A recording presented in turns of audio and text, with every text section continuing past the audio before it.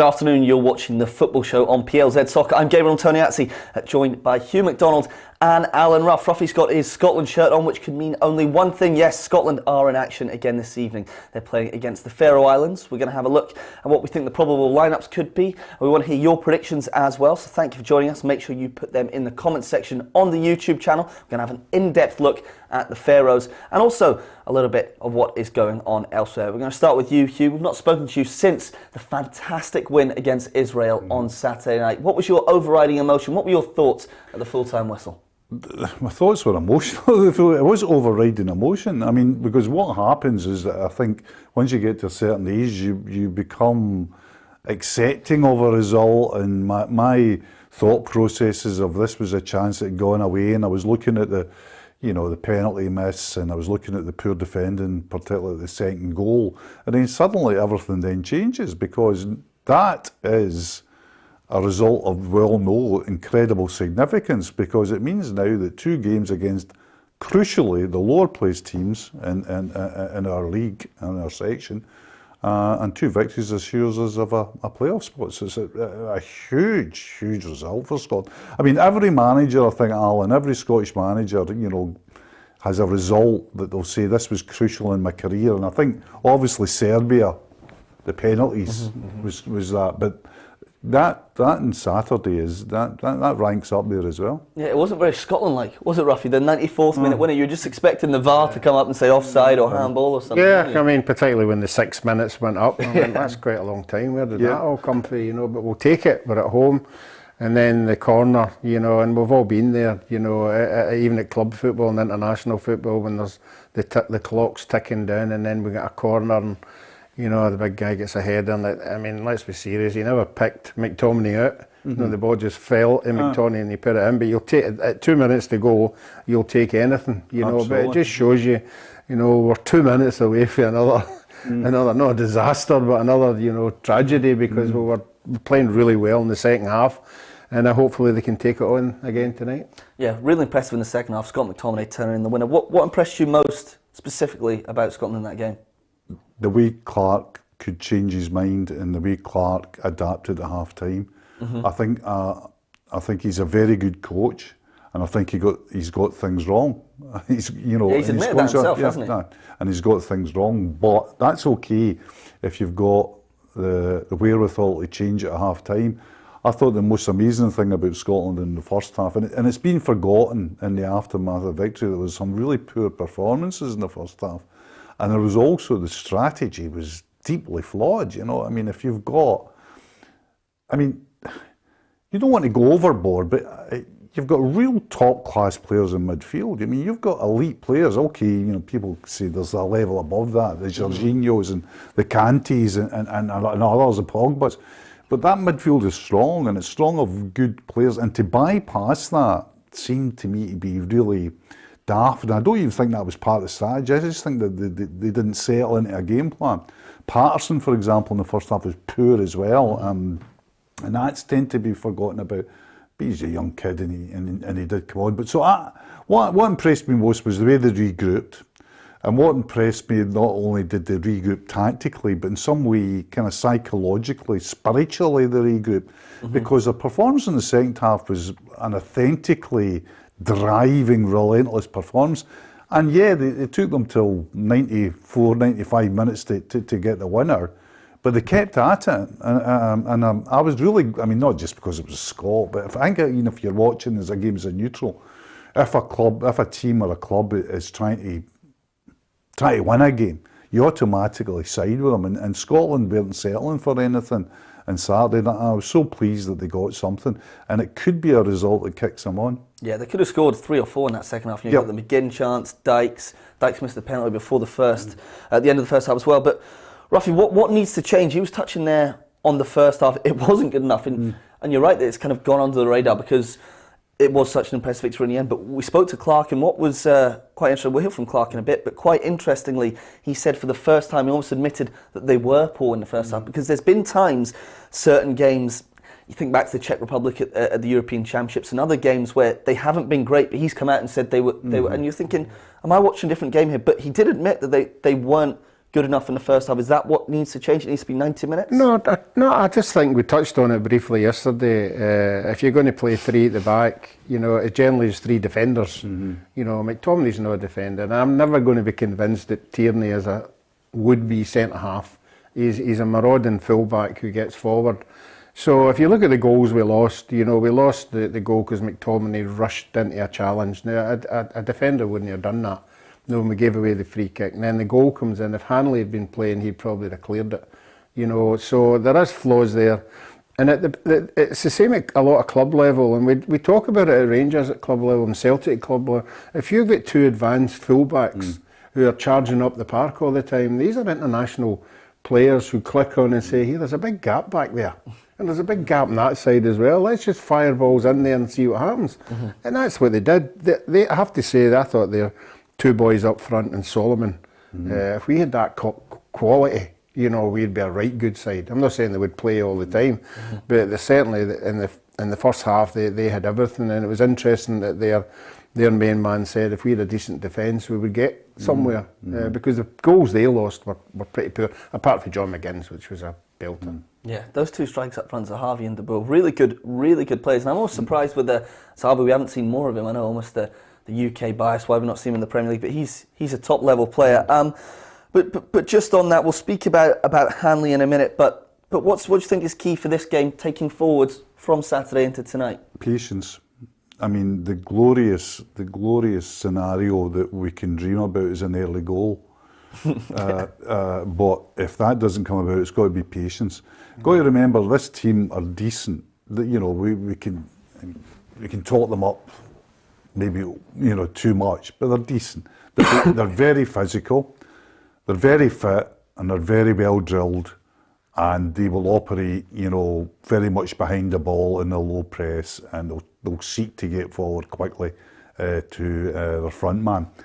Now, they've had one almost great result when they came within 5 minutes of drawing with Denmark. Now, it was a Denmark team. You can remember the last scenario. It was 3 games in 6 days. Yeah. It was a day that they played their reserves. But still, they were 5 minutes away from getting a result there. So we should remember that. But my view is that we've now reached the stage where a draw isn't absolutely calamitous. It really isn't. People have looked. When people say we've got to win our last two games, and then, obviously maybe take what we get against Denmark. But it's not. We've put ourselves in a really good situation. We've put a gap, and crucially, on our head-to-head with the two teams that are vying for it. Yeah. We've got the better head-to-head in both teams. And the fixture lists have suited us as well, because Austria have got to go to Denmark. Yep. And Israel have got a hard game coming up as well. So we've got the fixtures there that we should see it through. But that was an interesting score, the Denmark one. Obviously there was reason for them now scoring 5 minutes ago. I really hope that's not the case tonight. Denmark had the second team out, but by the way, they started substituting quickly, with 20 minutes to go, and the guy gets sent off for the Faroe Islands as well, which directly led to the goal. I can see one of those, as I say, dream scenario, sitting down tonight, cup of tea, the telly's hardly warmed up, and you go, oh my goodness, we've scored one right away. Brilliant. But I think we might have to be prepared for a bit of attrition, just keep going, keep playing, and hopefully what happens now with possession football is you tire the other team out, and late on you get your opportunities. Yep. A few messages coming in. Hugh Scott pointing out that Henry gave away a free kick as well, so he was a defender. So that point proves you're wrong. I think the boy Henry's he's just coming into some unfair criticism. I think he's a good big player. Would you prefer him on the right of a back three? Yeah, essentially. I don't think McTominay's a centre half, but you're playing against the Faroes, so you wouldn't expect that much under pressure, that much. So if he's going to be the one that builds up for the back, we said, as Hugh said, their possession's a big thing. Somebody who's prepared to come out a wee bit and press everybody up the park, and then the midfielders take over. that's his game. You know, if they've done the research in the Faroe Islands, and they are going to throw balls into the box, left, right, and centre, you know, then Hanley's the man for me. But I think the big boy's good at set pieces, as he proved against the game at the weekend. Right, we can have a look now what we think the lineup will be now. Steve Clarke often throws in a curveball, but this is what, after speaking to the Scotland camp throughout the week, we think it could be. So Gordon in goal, of course, the undoubted number one. Now Jack Hendry to keep his place after winning that flick on at the near post last minute. You've got Grant Hanley coming back in. He was suspended, of course, for the game against Israel. Kieran Tierney playing left centre-half. Captain Andy Robertson, 2 assists on his 50th cap at the weekend. He'll keep his place on the left. Patterson, the 19-year-old, struggled in the first half, but really impressive in the second half to keep Stephen O'Donnell out of the team. Now, keeping the three in the middle, we're going to have a look at that in a minute as well. But we've got Billy Gilmour, Callum McGregor and John McGinn. Really good balance in the middle. And Lyndon Dykes up top. No Shea Adams, the Southampton forward, is injured. We expect Kevin Nisbet to take his place. Now, Scotland, of course, have won 3 matches in a row. If Nisbet does play any role at all, he wants the form to keep on continuing. I think we did. We went on a good run before we lost against Denmark. So I think we had a good run then, and we're starting on a good run. So yeah, it's just up to us now. We've got a tricky game against Faroes on Tuesday. I don't think many teams go there and make it easy for themselves. So we just need to go there with the same mindset with Israel and hopefully take 3 points. So yeah, Nisbet could be starting. What do you make of that team, Hugh? Is that what you would go with? No, I think McTominay. No? McTominay plays. McTominay plays for you. Who misses out then? Well, probably I think Henry will miss out. I think he'll play Hanley because he likes Hanley, and Tierney can't be dropped. But he'll play McTominay. I think my view of McTominay is McTominay might be the best player in the team. He's certainly up there with Tierney, Robertson as, you know, a really good player. And I think tonight when we have possession, he'll want McTominay near or on the ball. So I think Henry would drop out and Hanley comes in for him. Is it harsh on Henry?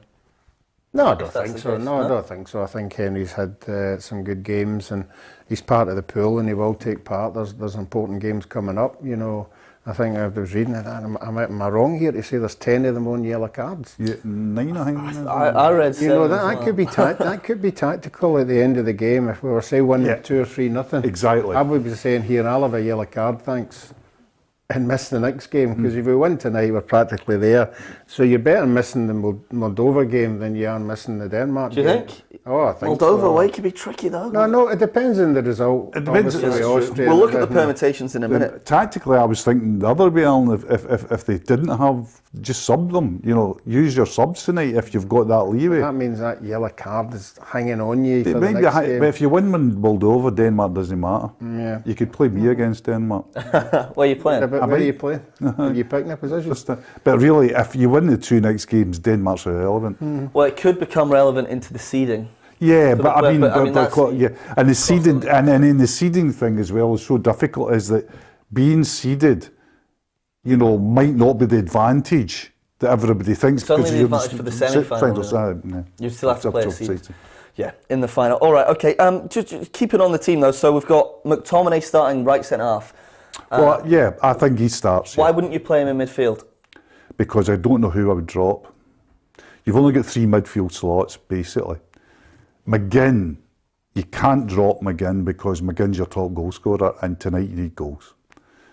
So that leaves you to drop McGregor or Gilmour.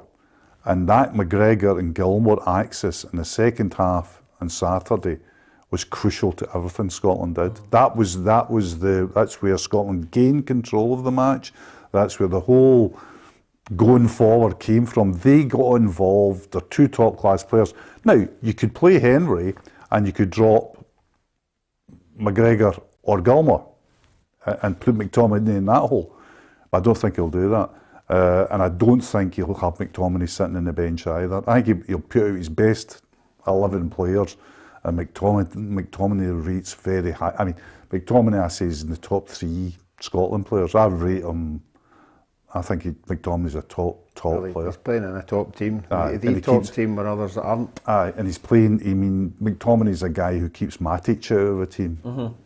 That's pretty good pedigree, isn't it? Talking about the axis though of McGregor and Gilmour, I'm with you there. I just feel that all of the big performances in the last 12 months, you think at Wembley, you think away in Vienna, they were the two at the base of midfield that they want the ball. Whereas I think McTominay, I do think he's good on the ball. I like him almost more as, if he's in midfield, he can get forward and he can get goals as well. But these two will take the ball anywhere, and they just relieve so much pressure from that defence when the press is coming from the Israelis, as it was on Saturday night, and especially Gilmour just seemed to grab the game by the scruff of the neck and say, I'm in charge here, despite his age, and we're going to play the ball. Yeah, but as you said there, you've got a problem. Who do you drop, McGregor, McGinn or Gilmour to put McTominay in? I agree with you. I think McTominay's best position is in that that sitting role and getting the ball and controlling it and bringing people into the game. But we've got three other players who are very, very good at that as well. And I'd rather see a ball player in there, somebody that can make a pass. I mean, one of the passes Gilmour had at the weekend there was superb, just splitting the defence, and that's what you're going to need.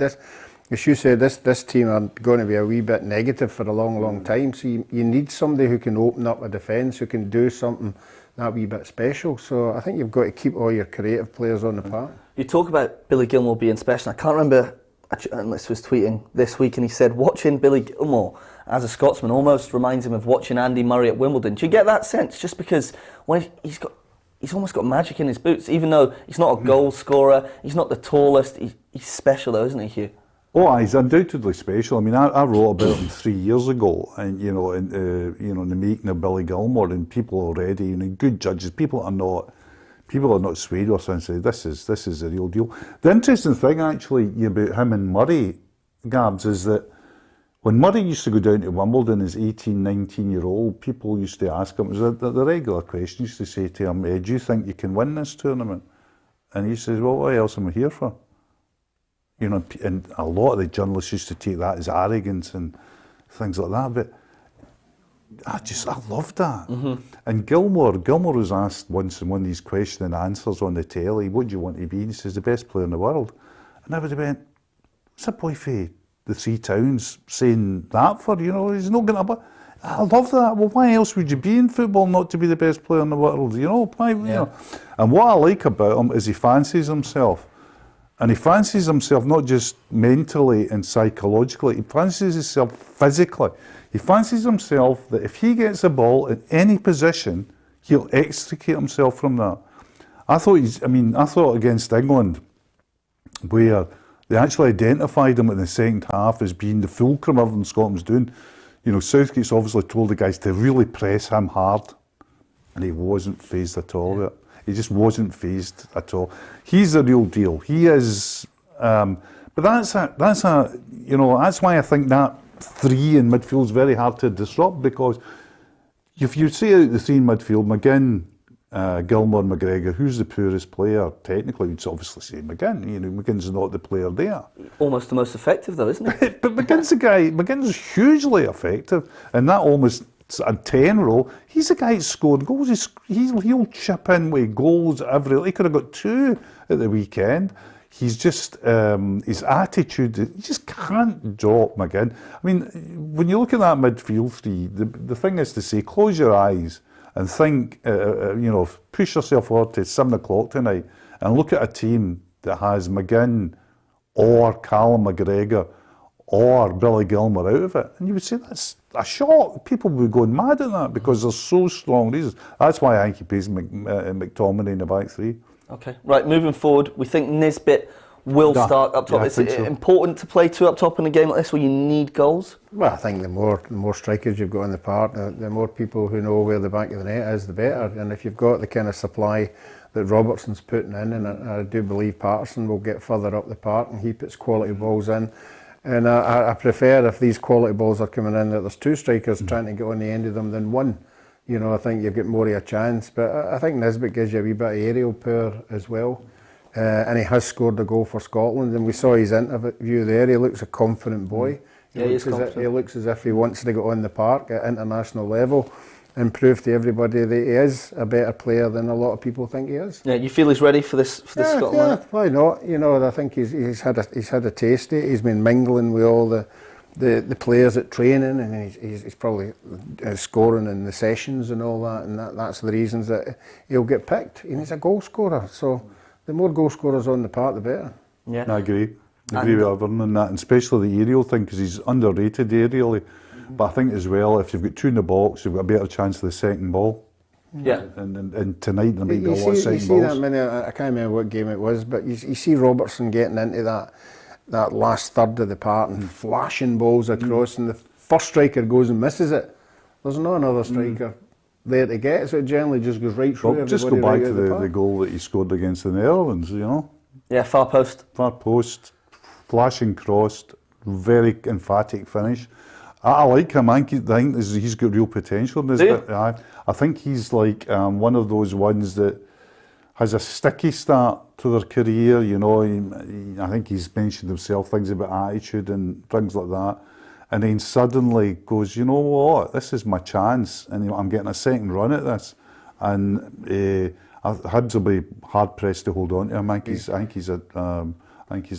I think he's a goal scorer. I think he fancies it, but I like his movement. I think his movement has really improved. So, from a personal point of view, I'm hoping he does particularly well, and I'm hoping he gets a big club and he moves for many millions of pounds, because I think we might have a sell-on clause somewhere at A wee sell-on clause. So we'll take everything that's going. I'm not 100% sure on that one, but I would like to think we maybe have it. Okay, we'll hope so. For me as well, Nisbet, out of the three strikers we've got, Lyndon Dykes, Shea Adams, Kevin Nisbet is he's a scorer. The one that I would trust the most to score a one-on-one. But anyway, Lyndon Dykes likely to partner him up front. Dykes looking to become the first Scotland player to score in 4 consecutive games since who? 4 consecutive. Yeah. Give you the year 1995. 1995. Oh, goodness gracious. Goodness. You try to read my computer. Would be McCoist. 1995. 4 consecutive games. What were the games? Tell us the games. Oh, it was... Russia was in there. I think North Macedonia might have also been in there. Chris I was Boyd looking would at have it. been then. No, too early. No, Gordon Jury. No, right, the answer is Scott Booth. Oh, I've never got that. Not got that? Never got I that. never got that. Expected you to get that one. No, Right. no, I wouldn't have got that one. But, Jeez, oh. but on Big Lyndon, missing the penalty, but coming back, missed a good chance as well, but he scored.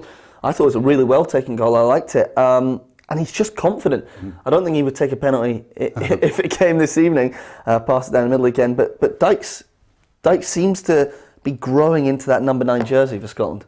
Yeah, it's a hard act to follow. Any striker getting into the team compared to the strikers we've had and the strikers that hold all the records. You know, he's a young guy coming in. He's down in England now. He's getting experience of down there, and you can see he has got a wee bit of arrogance in himself. You know, he believes in himself. I don't mind him missing a penalty, but I mean, bigger players will miss penalties. Yeah, it's what you do after that, and he certainly didn't put his head down. He kept going, and all strikers will miss chances. You look at Ali McCoist, he would go into a game and maybe miss 6 or 7, but score one, and it'd be the winning one. And that's what you look for a striker. You just look for him still to be there at the end of the day.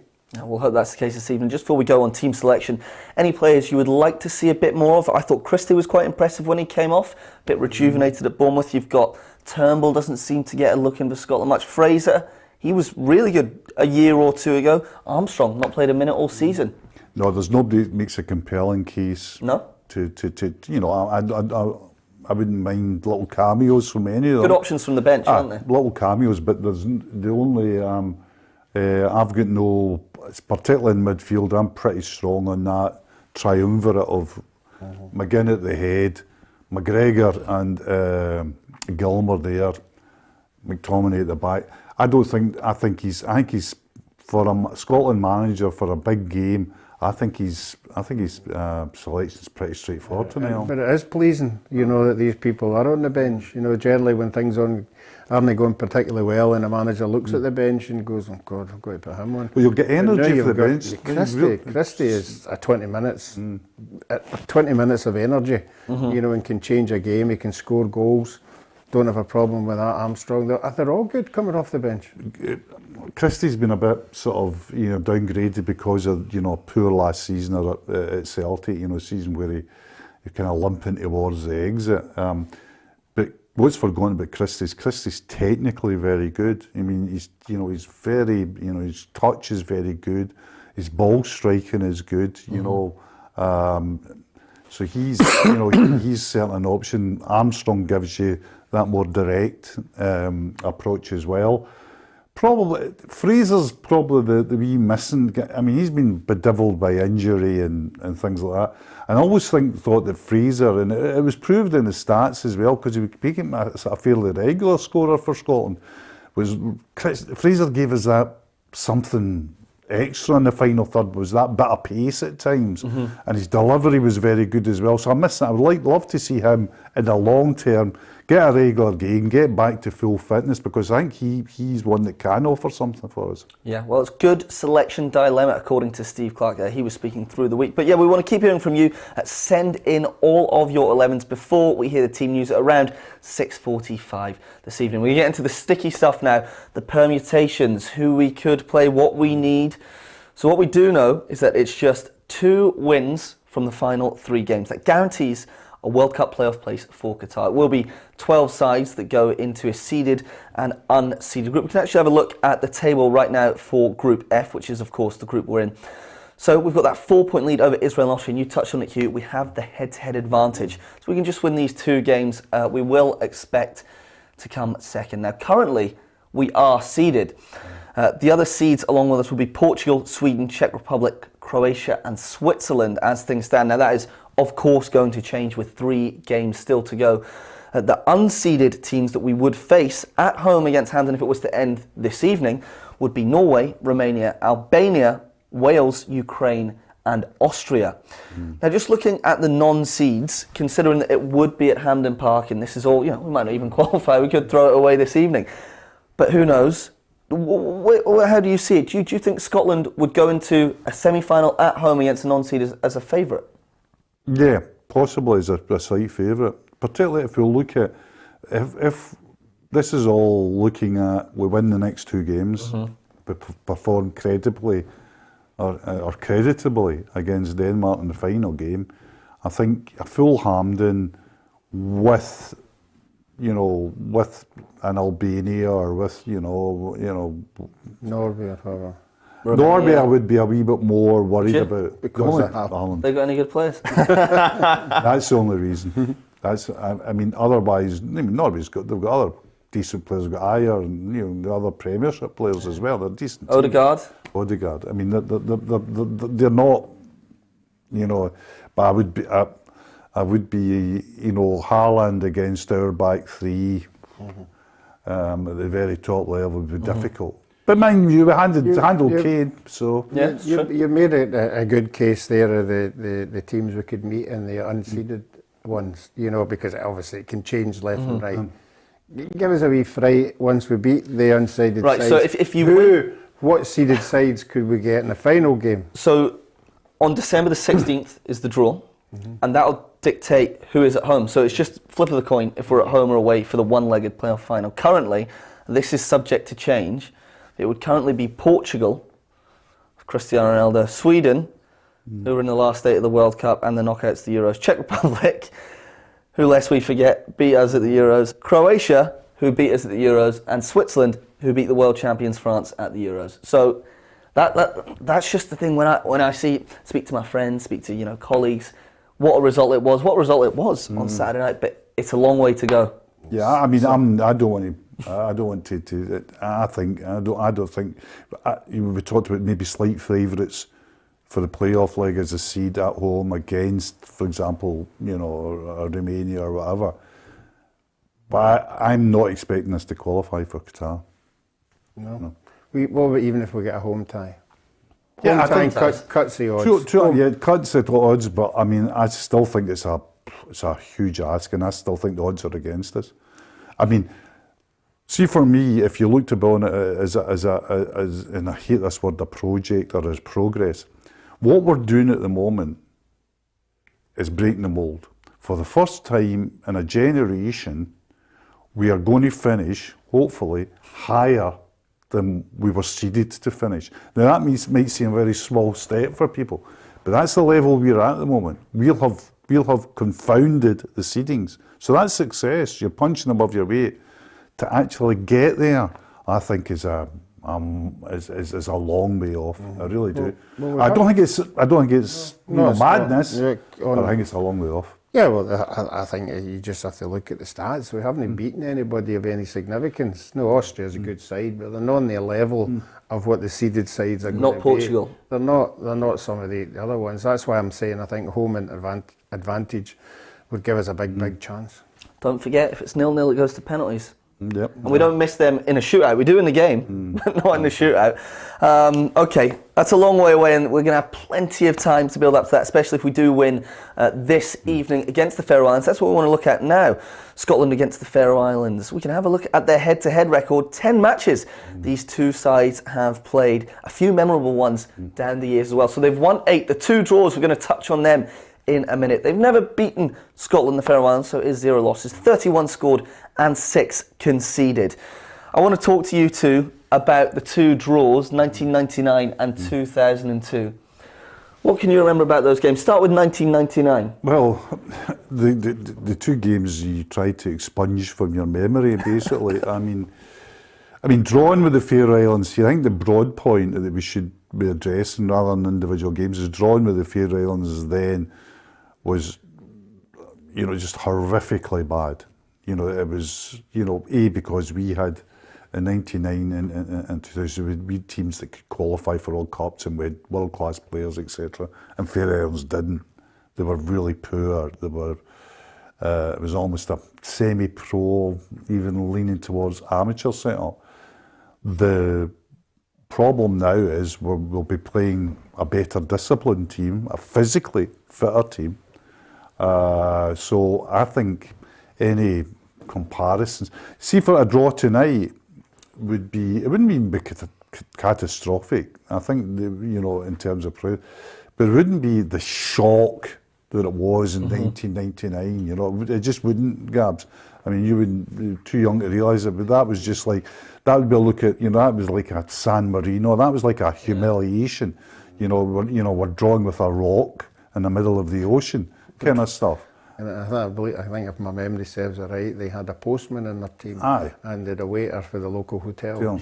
That's what we were playing back then. I think it's moved on for them. It certainly has, we've moved on as well, but I would like to think they've moved on.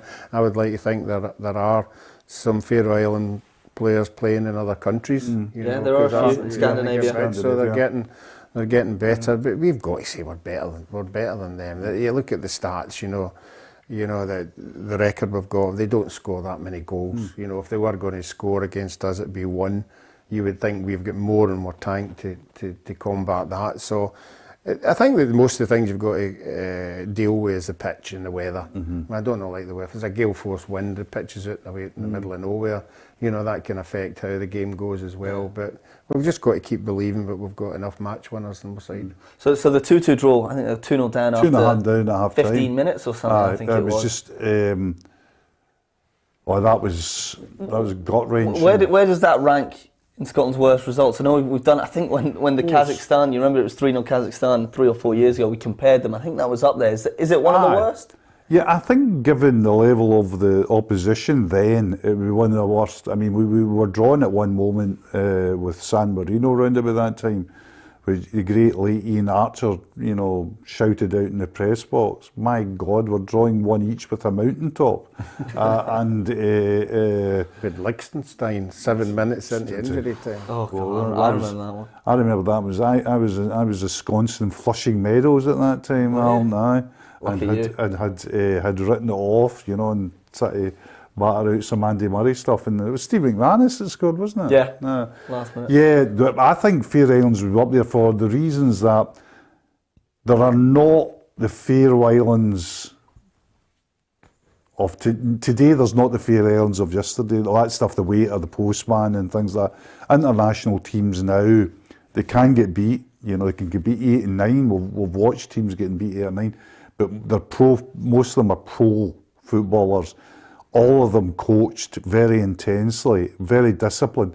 And again, this team tonight, they're going out for nothing each.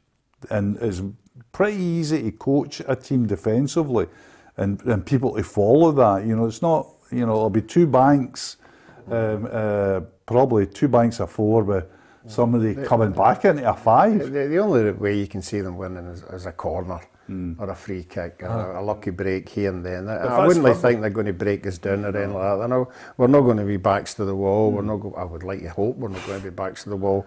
And we're going to be in the front foot, and they'll have to deal with us rather than we're dealing with them. They've got good delivery at Olsen, set piece taking place for Helsingborg. Yeah.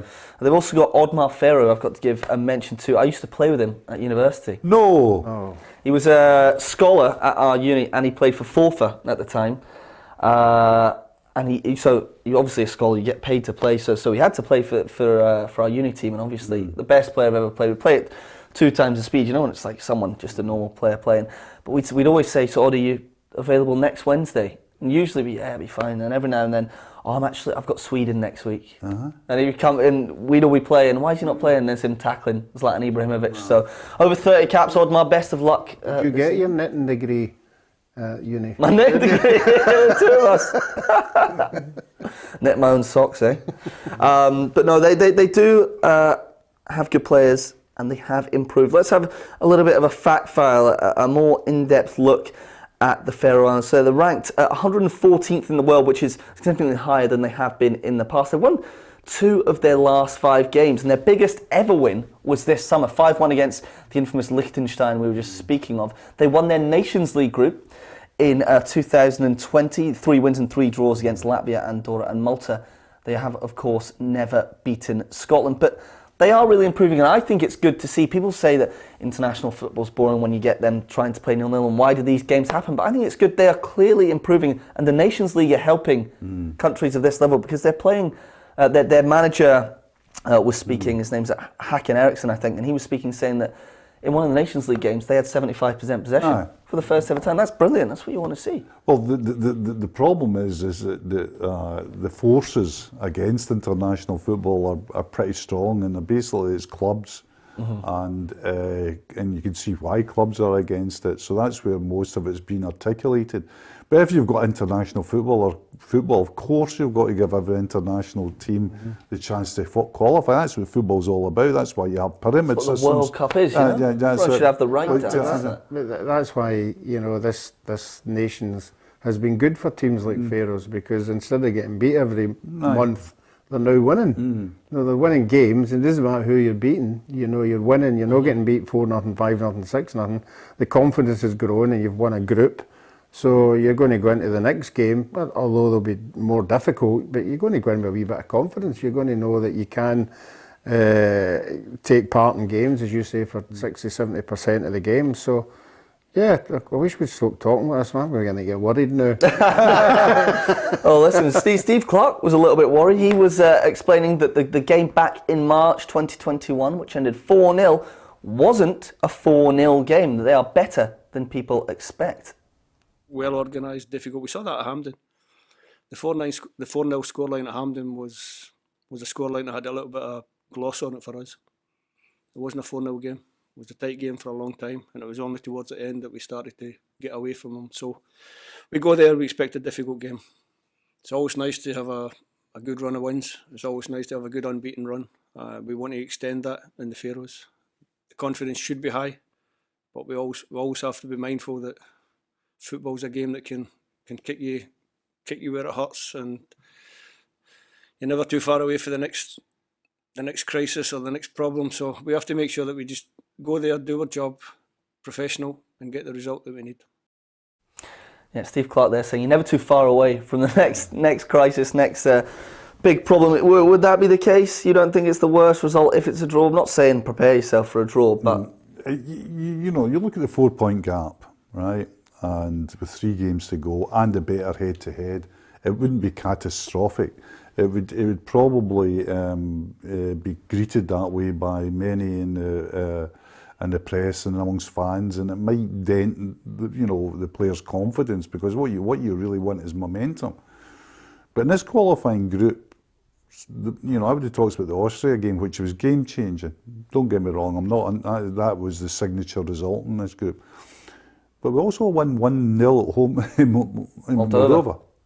Now that's looking like a really good result now, isn't it? I mean, at the time it was looked at, and do you know something? It sounds terrible and things, but 1-0 tonight is more than enough. More than enough. 1-0. Can you remember that game back? It was 4-0. It was 1-0 at half time. McGinn scored 2, and the floodgates kind of opened with about 20-30 minutes to go. But they were stubborn, and the Moldova game as well. Scotland weren't great. They got the goal, but that was... Well, Hughes already touched. There's no international mugs anymore. Yeah. They're all well organised. They play with teams that are well organised. They know how to defend properly. Unless you can break them down pretty early, 10 minutes, 15 minutes. But once you get that goal, they've then got to decide what they do, whether they commit a wee bit more or do we just settle in and go, all right, it was only 1-0. You're hoping that's not the case. You would like to think they were going to try and get another goal. And then that's when you get the goals. That's when the opening comes. As you said, you then get, with the amount of possession you've got, they get tired chasing the ball. They get, exhausted, and then gaps begin to appear. You take off a couple of players, put on a couple of fresh players and who are finding the gaps, and then that's when the goals come, generally the last 10 minutes. But the important one is getting the first one. Yeah. The first one's the crucial one. And when you get it, definitely not in the 85th minute. As far as I'm concerned, you know to get it earlier than that. Yeah, you'd hope so. Right, before we leave the Scotland-Faroes game, which is at 7:45 this evening, we want to hear from you. Please send us your predictions. I'm going to get from the two gentlemen sitting next to me. Hugh, you first. I'll go for 2-0. 2-0. Ruffy? Yeah, I'm going 2-0 as well. Oh, I was actually going to go 2-0, but I'll go 3-0. Nisbet hat-trick. There you go. Oh. Yeah, it changed very quickly from 2-0 to this match. Yeah, well, I'm just thinking now they'll have scored 2. Third one will be a penalty, and Nisbet will say, give me the ball. Dykes will try and, I think Nisbet will score. Please send in your predictions. I'll read as many out as I can before we go. We're going to have to leave Scotland stuff there and move on to the rest of Europe. The rest of the world. Germany have become the first team to officially qualify for Qatar 2022. Just 13 months away now, the World Cup. Quite interestingly as well, Germany, one of the countries who have won human rights, calling out the massive issues, the massive clouds, the question marks, to say the least, that hang over the World Cup. But Germany are through. And I know it's 13 months away, but any early predictions for that World Cup? Any teams you fancy? Any dark horses you're looking at already? Well, Denmark, I would look at dark horses. I think, Denmark are not going to go backwards. And if you looked at real dark horses there, I would certainly look at them. I would need a bit more time. There'd always be a South American dark horse. I'll have a bit more look at the qualifying there, and we know that Brazil and Argentina are usually the strongest from there, but there'll be a South American team will come in dark horses. But I think the strength, Nations Cup that we've alluded to, the strength of the European teams is, it's pretty valid. It's pretty substantial. I mean, Belgium get beat in the semis, but they still look a good team, probably defensively. Maybe getting a bit old. France were in form, excellent. Italians will come to the party with a Euros in the bag, and some younger players coming on board as well. England, I think, are maybe 2 players away from being in with a real shout, and I think as well there may be a manager away from it as well. I would like to see a stronger, better England manager. Okay. I think when push comes to shove, I don't think he's of the quality to maybe get them over the line. Might go over the line without him, but I don't think he's, top notch as a manager. No, I'm with you on that one. I think if England had Roberto Mancini as their manager, they'd have won the European Championships this summer. Well, we saw it in the final. The way Mancini adapted to England's possession game in the first half, and reacted to it, and I thought should have won it in normal time. Yeah, I think so as well. England are playing this evening. They're up against Hungary at Wembley, which was, of course, the host of the Euro 2020 final back in July. Gareth Southgate's got so many players to choose from, like Phil Foden, Jude Bellingham, some of the young stars come through, Mason Mount, Bukayo Saka. So it's an embarrassment of riches. It's giving him a headache. Well, I have a headache and I commit a crime every time I pick a team. So it's very difficult every time you have to name a squad, because we have so many good players and such good, strong competition for places. So, of course, there were lots of players that did their own confidence and their own reputations the world of good the other day, and that's pleasing to see. England winning 5-0 against Andorra at the weekend. Phil Foden, the star player in that one. Is he the standout for you? I know you like Bellingham, you watch a lot of Dortmund as well. Who do you think's the one to watch? We've got Billy Gilmour, he's a jewel in our crown. Who's it for the Three Lions? Well, it all depends how he sets up. The thing that always amazes me about Gareth is he plays with a number 9 who's probably the strongest player in the team, Harry Kane. And then he plays with players he pairs them with players who don't play with a number 9. Basically Manchester City players, in Sterling and in Foden, right? And even Mount, because Chelsea don't regularly play with a 9. Where he's got on the bench, he's got Sancho, and Sancho's great, and perhaps only claim to fame, I really rate Sancho, by the way, he's not getting much a chance at Man United, is that he knows how to play a number 9. And he makes really, really good decisions in the final third. I don't think you can say that about Sterling. Sterling's a talent, don't get me wrong, but his decision making in the final third wouldn't be size. So I think what Gareth's got to do with this embarrassment of the riches is decide how he's wanting to play and pick the team, not the team of 11 best players, or he's got to pick the team that plays to that system the best, and he's not quite done that. And I think if he did that, Sancho would start. But there's so much talent in that England team. There really is. Young talent. Young talent. Bellingham's going to go. Bellingham might be a Ballon d'Or in time. Oh, do you think England could win the World Cup in 13 months' time? No, I think they're a tournament away. Tournament away still? I think that these young ones we're talking about, they're not young, but they're youngish. They're youngish enough at this level at a World Cup. And it might take them that kind of World Cup to get a taster. What about their goalie? I think they're a goalie shot. Yeah, well, he's tried. He's got 3 there. I mean, he's not top class. He's not at the top. Pickford's not. If you look at the German and the Spanish, and yeah, I mean that is. I mean, it is now becoming more and more apparent. When you go into these big tournaments, you've got to have a goalie. You can talk about Kane and you can talk about all these, but if you don't have a goalie that doesn't make the big saves, like Loris the other night, they weren't like fantastic saves, but they were saves that kept him in the game and probably won it. And when you go into that kind of football, the levels are so good and the players equal each other out that you don't make that many saves, but you've got to make this save. I think when you look back at that, just about World Cup winners, you look at the keepers over the last 2-3 decades, Lloris, Neuer, Casillas, Buffon, Dida, Barthez.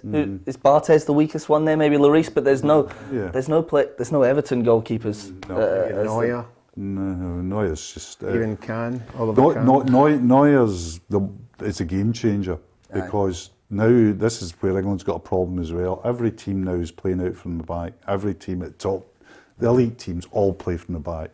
And the elite teams all got players that goalkeepers that can't. Neuer changed that completely. I think Van der Sar was instrumental in it as well, but Neuer was the talisman in that. And England, Pickford just can't do that. He just can't. And you'll know that every single opposing manager will have a file on where they want to press England to give the ball to Pickford, what foot they want Pickford to receive the ball on, where it goes when he panics. I mean, that's the level of detail. But I think England are just short, but by goodness, I mean, the talent in that team and the talent sitting in that bench is extraordinary. Yeah, certainly is. That's all we've got time for, unfortunately, today on The Football Show. Thank you very much for joining us at home. Thank you for sending in all of your comments, your predictions, your probable lineups. We'll try and get through as many of them online as well as we can. So once again, Scotland against Faroe Islands, 7:45 this evening. From myself, from Hugh, from Ruffy, thanks again for joining us and see you at the same time tomorrow.